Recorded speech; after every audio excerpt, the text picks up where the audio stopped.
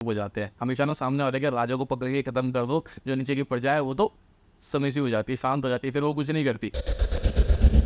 तो इसलिए ना आपको कम बोलना चाहिए। बहुत ज़्यादा बोलना कई बार आपको डेंजरस सिचुएशन के अंदर डाल सकता है, इवन आपकी जान भी ले सकता है। कैसे हैं आप लोग? हम आ गए हैं 40 लॉज ऑफ पावर के लॉ नंबर 4 के बारे में डिस्कस करने के लिए। आगे बढ़ने से पहले अगर आपने मेरी पुरानी वीडियोस देखी हैं, बाकी लॉस के बारे में देखा है, मेरी वीडियोस को सुना है, समझा है, अच्छी लगी है, तो मेरे चैनल को अभी के अभी सब्सक्राइब कर देना। चलते हैं वहाँ पे फोर्थ लॉ के ऊपर। जो फोर्थ लॉ है पावर का, वो काफ़ी इंपॉर्टेंट हो जाता है। काफ़ी बड़े बड़े लोगों ने इस लॉ को अप्लाई किए हैं अपनी लाइफ के अंदर, बहुत बढ़िया रिजल्ट उन्होंने पाए हैं। मैं आपके साथ बात करके चलता हूँ फोर्थ लॉ की। फोर्थ लॉ जो हमारा है वो है always say less than necessary, यानी कि जितना ज़रूरी होता है ना उससे भी थोड़ा कम बोलना है। बहुत ज़्यादा आपको नहीं बोलना। ऐसा क्यों होता है? अगर आप बहुत ज़्यादा बोलते हो ना, तो कई लोग तो बोलते हैं यार ये कितना बड़बोला है, यार ये कुछ भी बोलता रहता है, पूरे दिन बात करता रहता है, कुछ भी बातें करता रहता है और सोच समझ के भी नहीं बोलता, बस बोलता रहता है। और क्या होता है, जब आप ज़्यादा बोलते हो ना तो कई बार आप ऐसी चीज़ें बोल देते हो जिससे ना आप फुलिश लगने लग जाते। तो इसलिए इतनी ज़्यादा भी लोगों से बात नहीं करनी। आपको थोड़ा सा चुप रहना सीखना है सिचुएशन के अंदर, कि बहुत ज़्यादा नहीं बोलना, जितना ज़रूरी है उससे भी थोड़ा सा कम बोलो। आप जितना चुप रहोगे ना, आप उतना ज़्यादा मिस्टीरियस फील करोगे, मिस्टीरियस लगने लगोगे लोगों को। और जब आप मिस्टीरियस लगते हो ना तो सामने वाला अनकम्फर्टेबल हो जाता है। मैं आपको नॉर्मली समझाने की कोशिश करता हूँ। क्या, जब आप किसी से मिल रहे हो, आप ज़्यादा मत बोलो। सामने वाला ना खुद सोचने लगेगा यार इसके मन में क्या चल रहा है। लोगों की ना आदत होती है, एक ना बेसिक ह्यूमन नेचर है लोगों का, क्या वो इंटरप्रेट करना शुरू कर देते हैं, समझना शुरू कर देते हैं कि सामने वाले के दिमाग में क्या चल रहा होगा, सामने वाला क्या सोच रहा होगा इस वक्त। और जब आप चुप रहोगे ना तो उसकी क्यूरियोसिटी और ज़्यादा बढ़ जाती है, आप मिस्टीरियस लगने लगते हो। और जब आप मिस्टीरियस लगते हो तो आप ज़्यादा पावरफुल फील करने लग जाते हो सामने वाले को। और नॉर्मली ना देखो, एक और चीज़ समझाता हूँ। लेट्स से अगर आप बिजनेस कर रहे हैं, जॉब कर रहे हैं, तो अगर आपके नीचे सबॉर्डिनेट्स है तो सबॉर्डिनेट्स के साथ कभी भी कोई मीटिंग रखो ना तो पहले मत बोलो, उनको पहले बोलने दो। क्योंकि इसका फ़ायदा क्या होगा आप समझते हैं? जब आप चुप रहोगे, आपका सबॉर्डिनेट भी चुप रहेगा, तो वो हमेशा चाहेगा कुछ बोले, साइलेंस को ब्रेक करे। जैसे ही सबॉर्डिनेट कुछ बोलेगा, अब वहाँ से ना आप एनालाइज कर सकते हो कि उसकी इंटेंशंस क्या है आपसे बात करने की। वो किस लिए आपसे, किस टॉपिक पे आपसे बात करना चाहता है। आपको उस टॉपिक पे बात करनी है या उस टॉपिक को थोड़े टाइम के लिए पोस्टपोन कर देना है। क्योंकि हमेशा ऐसा नहीं होता कि जूनियर मेरे पास किसी बात को लेके आए, किसी टॉपिक से बात करना चाहता है और मैं तभी की तभी उसको रिस्पॉन्ड करूँ, तभी की तभी रिजोल्यूशन दूँ। कभी कभी आपको भी एनालिस करने का टाइम चाहिए होता है। एकदम से आप भी कुछ बोल दोगे ना तो हो सकता है आप गलत कमिटमेंट कर दो, हो सकता है आप कुछ ऐसी चीज़ बोल दो जिससे आप फुलिश लगने लगो। इसलिए कम बोलो, चीज़ों को थोड़ा सा पोस्टपोन कर लो, ज़्यादा बेटर है। मैंने एक पुरानी स्टोरी आपको बता के चलता हूँ, थॉमस एडिसन की। आई होप थॉमस एडिसन का नाम आप में से काफ़ी सारे लोगों ने सुना होगा। तो थॉमस एडिसन ने काफ़ी सारे पेटेंट्स फाइल किए, तो उनपे एक पेटेंट ने किसी को खरीदना था। तो सामने वाला पर्सन ने चाहता था कि वो पेटेंट खरीद ले, बट थॉमस एडिसन को ये नहीं पता था कि वो इस पेटेंट को कितने रुपए में बेचे, या रुपये नहीं बोलूँगा, डॉलर बोलूँगा, तो कितने डॉलर में वो बेचे उसको। थॉमस एडिसन को इन चीज़ों के बारे में ज़्यादा आइडिया था नहीं। तो क्या हुआ, वो सामने वाला बंदा आके बैठ गया, उनके साथ मीटिंग फिक्स हुई, वो बैठ गया। उसने ना अपने आप से, दोनों साइलेंस थे, दोनों चुप हो गए। थॉमस एडिसन को तो समझ ही नहीं आ रहा था कि मैं कितना कोट करूँ, इसलिए वो चुप थे। सामने वाले को लगाना यार ये चुप है, आई थिंक पता नहीं क्या दिक्कत है, किस लिए चुप है। उसने कहा मैं अपने आप से ना एक अमाउंट कोट कर देता हूँ, क्योंकि मेरे को नहीं देना चाहते, ऐसा तो नहीं है पेटेंट नहीं बेचना चाहते हो मुझे, तो इसलिए ना उसने सीधा सीधा कोट कर दिया $5000। अब थॉमस एडिसन सोच में पड़े, क्योंकि उनको तो ये बहुत ज़्यादा अमाउंट लग रहा था। थॉमस एडिसन को ये अमाउंट इतना ज़्यादा लग रहा था, उन्होंने सोचा भी नहीं था कि इतना सारा पैसा मेरे को मिल सकता है। तो थॉमस एडिसन थोड़ी देर थी ना शॉक हो गए, चुप हो गए। अब इतने में जो सामने बायर था उसके मन में तो उससे कुछ चलने लगा कि भाई थॉमस एडिसन चुप गया है, कुछ बोल भी दे रहे, उनके माइंड में कुछ को ऐसा तो नहीं है कि थॉमस एडिसन को ये पैसे कम लग रहे हैं। उसने ना एकदम से साइलेंस को फिर से ब्रेक करते हुए बोला, सर $10,000। उस टाइम पर $10,000 काफ़ी बड़ा अमाउंट हुआ करता था। और थॉमस एडिसन तो अंदर से ऐसा सोच रहे थे कि यार मैं तो 5,000 भी नहीं सोचा था, उससे तो डबल कर दिया। वो मन में सोच रहे थे, शॉक में थे, ऑब्जर्व कर रहे थे चीज़ों को कि क्या हो रहा है भाई। इतने में उस बंदे ने अमाउंट को फिर से रिवाइज कर दिया। आई थिंक 4th टाइम जब अमाउंट को रिवाइज करा ना, तब थॉमस एडिसन को लगा नहीं नहीं भाई ये बंदा मजाक नहीं कर रहा है, सच में इतने पैसे देने को तैयार है मेरे को। तब जाके वो डील क्लोज हुई। तो उनके साइलेंट रहने की वजह से उनको इतना ज़्यादा फायदा हुआ जितना वो सोच भी नहीं सकते। ठीक है, और स्टोरी सुनाता हूँ आपको, कुछ थोड़ी सी और स्टोरी सुनाते। 1825 की बात है। 1825 के अंदर रशिया के अंदर अलेक्जेंडर फर्स्ट के मरने के बाद ना निकोलस ने अपने आप को राजा घोषित कर दिया। अब उस टाइम के अंदर राजा खुद को घोषित कर दिया तो क्या होता है, जब कोई अपने आप को ऐसे ना एकदम से राजा बना देता है तो काफ़ी सारे लोग अपोज तो करते हैं। अपोजिशन पार्टी तो शुरू से चलती आ रही है, तो उनकी जो अपोजिशन वाले लोग थे काफ़ी सारे, वो ना रिबेलियस हो गए, काफ़ी ज़्यादा विद्रोह करने लगे कि नहीं नहीं ये राजा नहीं बन सकता, ये नहीं हो सकता, ये नहीं कर सकते, ठीक है। तो काफ़ी ज़्यादा प्रॉब्लम्स आनी शुरू हो गई। जब काफ़ी ज़्यादा प्रॉब्लम आने लगी तो निकोलस ने क्या किया, जो अपोजिशन का लीडर था ना रिलीव, उसको फांसी चढ़ाने का आदेश सुना दिया कि भाई इसको फांसी चढ़ा दो। और वैसे कि अगर उसको फांसी चढ़ा दी, उसको चुप करा दिया, तो बाकी लोग अपने आप ही चुप हो जाते हैं। हमेशा ना सामने वाले के राजा को पकड़ के खत्म कर दो, जो नीचे की प्रजा है वो तो समय से हो जाती है, शांत हो जाती है, फिर वो कुछ नहीं करती। तो सेम ना निकोलस ने यही किया कि साथ वाले का जो मेन बंदा था ना, उसी को बोला फांसी चढ़ा दो रेलियो को। अब दिन तय हुआ, रेलियो को फांसी चढ़ाने के लिए फंदा बनाया गया, गले में उसे डाला गया। फांसी चढ़ाने के लिए जैसे ही रस्सी को खोला है ना, लटकाया ना उसको, जैसे ही वो रस्सी टूट गई। अब फॉर्चुनेटली अनफॉर्चुनेटली वो रस्सी टूट गई उस वक्त। अब उस जमाने में क्या हुआ करता था, अगर किसी रीजन से फांसी रुक गई ना, नहीं होती, तो दोबारा फांसी नहीं दी जाती, उस बंदे को ना छोड़ दिया जाता है। तो अब निकोलस ने उसका माफ़ीनामा तैयार करा था कि ठीक है भाई इसको अब छोड़ना पड़ेगा। चाहते तो वो नहीं थे छोड़ना, लेकिन उन्होंने बोला भाई अब ठीक है, लॉ के हिसाब से, रूल्स के हिसाब से, पॉलिसीज के हिसाब से हम मुझे इसे छोड़ना पड़ेगा। तो उन्होंने माफ़ीनामे पे साइन करने वाले थे। साइन करने से पहले ना उन्होंने ऐसे ही पूछ लिया दूसरे बंदे से, जो अपनी टीम का बंदा था, उससे पूछ लिया यार रस्सी टूटने से पहले वो, रस्सी टूटने के बाद, सॉरी रस्सी टूटने के बाद वो कुछ बोल रहा था, उसने कुछ बोला, तो रेलियो ने कुछ बोला, तो उस बंदे ने बताया उसको, हाँ सर वो बोल रहा था, वो कह रहा था कि ये रशिया वाले कितने बेकार हैं, इनको तो एक ढंग की रस्सी बनानी भी नहीं आती।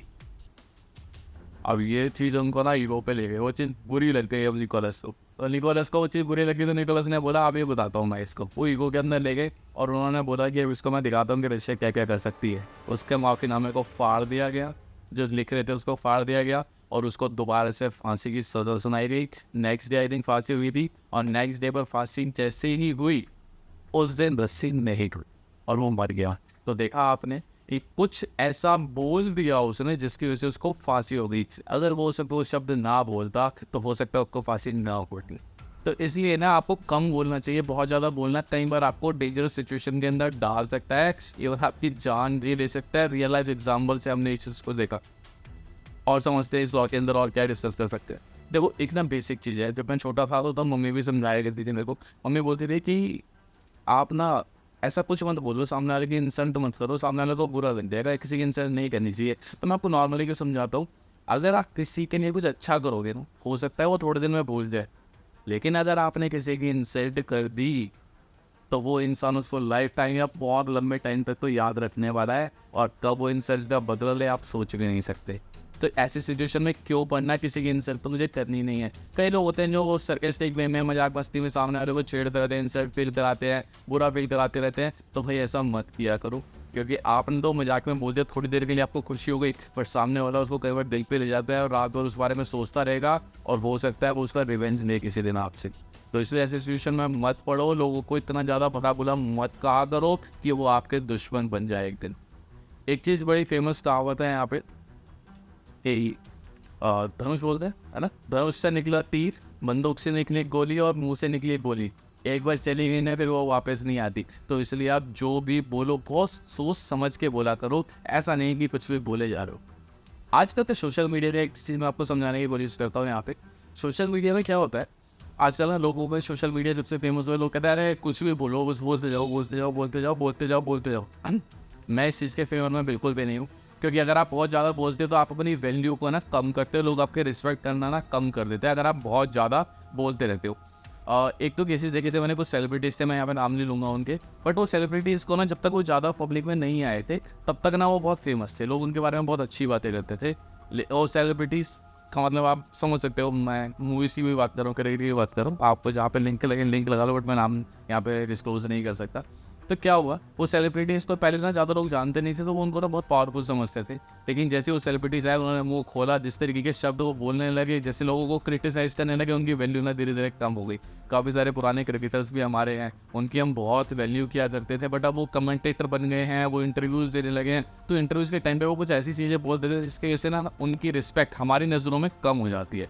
तो इसलिए जब तक वो चुप थे तब तक वो बहुत अच्छे क्रिकेटर थे, बहुत अच्छे क्रिकेटर का रिस्पेक्ट करते थे लोग, बट वो कुछ बोलने की वजह से कुछ ऐसी चीज़ें बोलती जिसकी वजह से लोगों ने उनकी रिस्पेक्ट करनी कम कर दी। इस चीज़ में ना मैं सचिन तेंदुलकर को अप्रिशिएट करना चाहूँगा। सर हैं, गॉड है, आप उनको कुछ भी बोले, मैं नॉर्मली समझाने के लिए सचिन तेंदुलकर बोल रहा हूँ। तो सचिन तेंदुलकर जब आपने देखा है वो इंटरव्यूज़ बहुत कम देते, वो बहुत कम बोलते हैं, वो सोशल मीडिया में बहुत ज़्यादा एक्टिव नहीं है, इसलिए उनकी रिस्पेक्ट आज भी है। लोग आज भी सचिन तेंदुलकर की रिस्पेक्ट करते हैं, बट काफ़ी सारे पुराने क्रिकेटर्स ने अपनी जो रिस्पेक्ट है ना वो खो दी है, सिर्फ इस वजह से कि वो बहुत ज़्यादा बोलते हैं।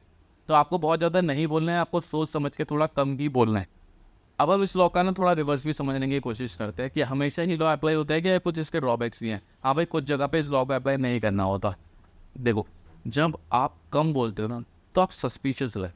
अगर आप किसी ऐसी सिचुएशन के अंदर हो कि जहाँ पे सस्पिशियस लगना आपके लिए नुकसानदायक हो सकता है, तो ऐसी सिचुएशन में कम मत बोलो। उस सिचुएशन में थोड़ा सा ज़्यादा बोलो, थोड़ा सा ज़्यादा लोगों से इन्वॉल्व हो जाओ, क्योंकि नहीं होगे तो आप सस्पिशन की कैटेगरी के अंदर आ जाओगे। लेट्स से आप रॉ एजेंट्स हो, अगर बेन कर बहुत ज़्यादा बोलना है बट बहुत कम भी नहीं बोलना है, क्योंकि बहुत कम बोलोगे तो सस्पिशन में आ जाता है। तो एक नॉर्मल इंसान के जितना नॉर्मल इंसान होता है उतना आप वहाँ पे बोलो, उतना आप वहाँ पे लोगों के साथ इन्वॉल्व हो, तो आपके लिए अच्छा है। उससे और कहाँ पे फ़ायदेमंद हो सकता है, ये लॉ को फॉलो ना करना कहाँ पे फ़ायदेमंद हो सकता है। लेट्स से आपको ना सामने वाले बंदे को गलत रास्ते पर भेज से, मतलब आपके इंटेंशन, पिछले लॉ से लिंक कर रहा हूँ मैं इसको, आपके इंटेंशन से कुछ करने की, आप जो बोल रहे हो ना वो दूसरी तरफ दूसरे रास्ते में जाने वाली चीज़ों के बारे में बात करने लग जाओ, बोलने लग जाओ, तो लोग ना मिसलीड हो जाएंगे।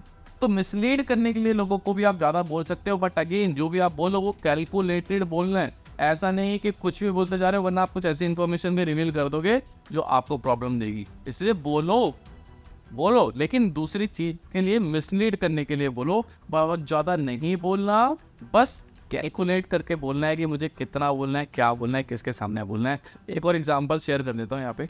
आपने बहुत सारे सेलिब्रिटीज देखे होंगे, सेलिब्रिटीज से ना कुछ कंट्रोवर्सीज चलती रहती, तो कई बार जब उनकी किसी सेलिब्रिटी की रिसेंट में कंट्रोवर्सी चल रही होती है ना, वो बहुत बड़ी हो जाती है, तो उस केस में जब न्यूज़ रिपोर्टर्स भी उनके पास जाते हैं कि आप कुछ कहना चाहिए इसके बारे में, वो अक्सर पता है क्या बोलते हैं, नो कमेंट्स। और कोई कमेंट्स नहीं देते हैं, बिकॉज उनको पता है कि अगर उन्होंने कुछ और बोला तो कुछ लोग तो उसके फेवर में होंगे, कुछ लोग उसके फेवर में नहीं होंगे, और कुछ ऐसा गलती से बोल दिया जिसकी वजह से उनको बहुत ज़्यादा दिक्कतें भी हो सकती हैं। तो इसलिए वो सिर्फ बोलते हैं नो कमेंट्स, यानी कि कम बोलना अक्सर केसेस के अंदर अच्छा होता है, बहुत ज़्यादा नहीं बोलना चाहिए। आपको लगता है कि आप बहुत ज़्यादा बोल के कुछ लड़कियों को अट्रैक्ट कर सकते हो ऑफिस के अंदर, आप बहुत कॉमेडियन दिख सकते हो वहाँ पे, बट अगेन आप पावरफुल नहीं बन सकते। अगर आपको पावरफुल बनना है तो आपको इस लॉ को फॉलो करना ही पड़ेगा। दैट्स ऑल, आज की वीडियो में सिर्फ इतना ही। अगर मेरी आज की वीडियो भी अच्छी लगी तो इस चैनल को सब्सक्राइब जरूर कर देना। मुझे कमेंट के अंदर बताना है कि आपके साथ कभी ऐसा हुआ है कि ज़्यादा बोलने की वजह से आप प्रॉब्लम में फंसे हो, या अपने राज दूसरों को बताने के चक्कर में आप प्रॉब्लम में फंसे हो। अगर ऐसा हुआ है तो कमेंट्स के अंदर मेरे को बताओ, और बाकी लोग भी जानना चाहेंगे कि जिससे वो वैसी गलतियाँ दोबारा उनकी अपनी लाइफ में तो ना करें। मिलते हैं अगले वीडियो में, बात करेंगे लॉ नंबर 5 के बारे में। तब तक take care, keep growing and become more and more powerful. That's all for the day.